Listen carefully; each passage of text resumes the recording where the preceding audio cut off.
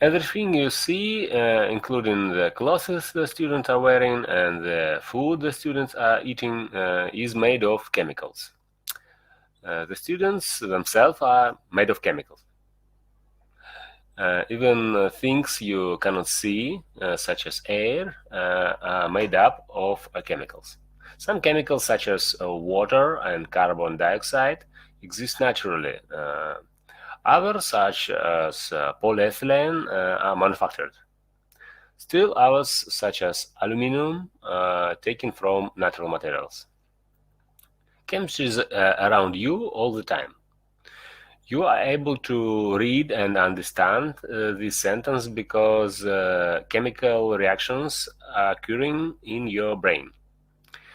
Chemistry is the study of matter and the changes it undergoes. Matter is everything that occupies space and has mass.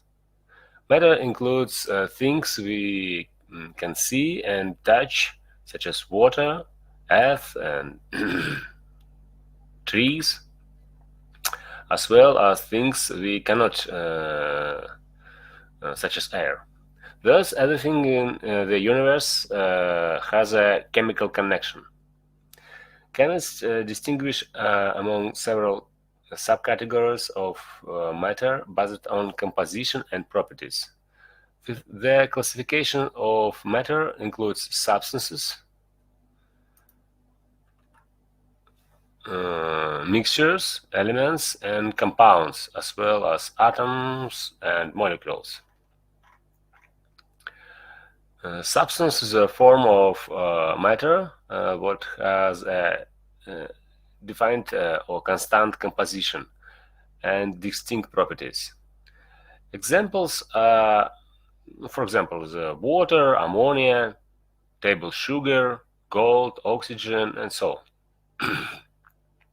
Substances differ from one another in composition and can be defined by their appearance, smell, taste, and other properties.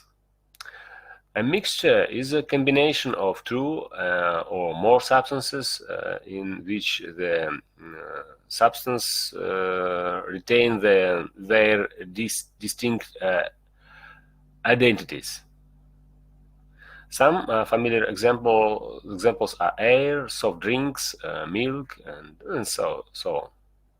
Mixtures don't have constant composition. Therefore, samples of air collected in different cities would probably differ in composition because of a difference in altitude, pollution, and so on. Mixtures are either homogeneous or heterogeneous.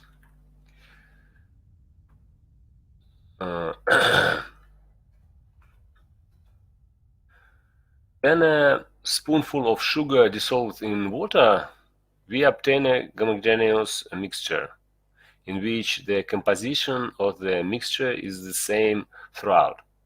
If iron powder is mixed with sulfur powder, this type of mixture is called a heterogeneous mixture because the composition is not uniform.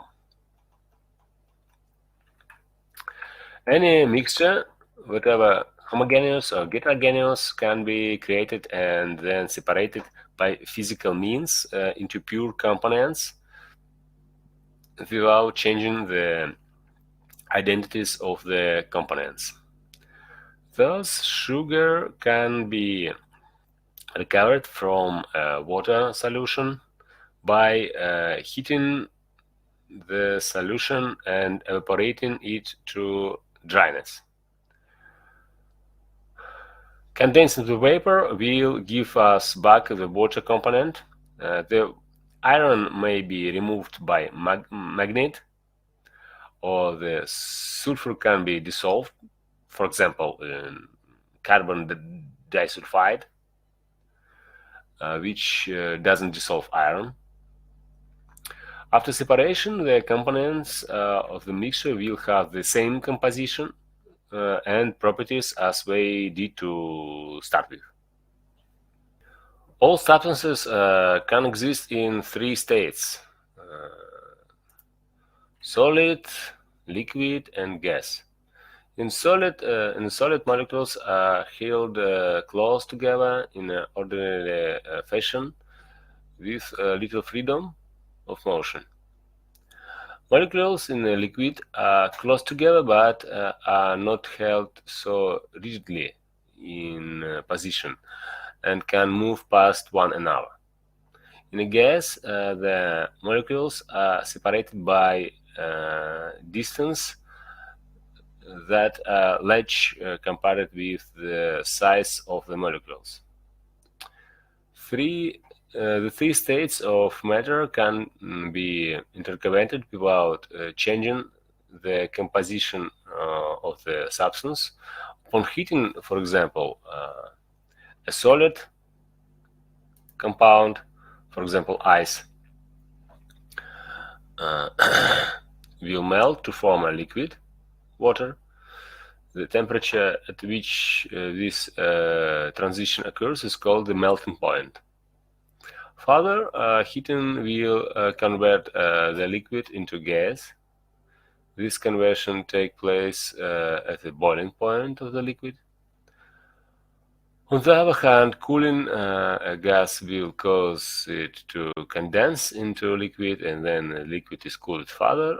It will freeze into a solid form.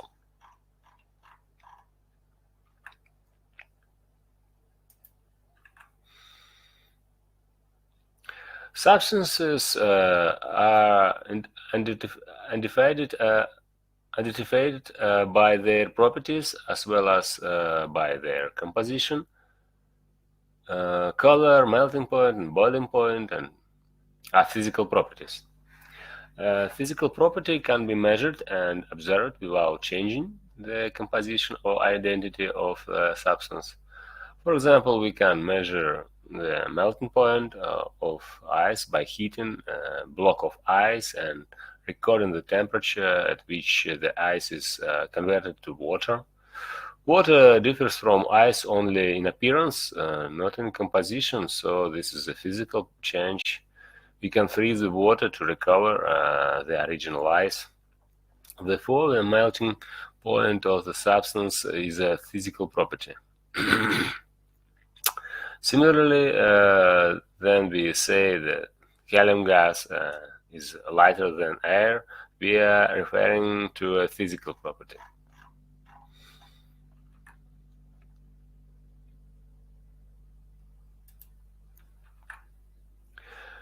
On the other hand, the statement hydrogen gas burns in oxygen gas to form water describes a chemical property of hydrogen. Because to observe this property, we must carry out a chemical change, in this case burning.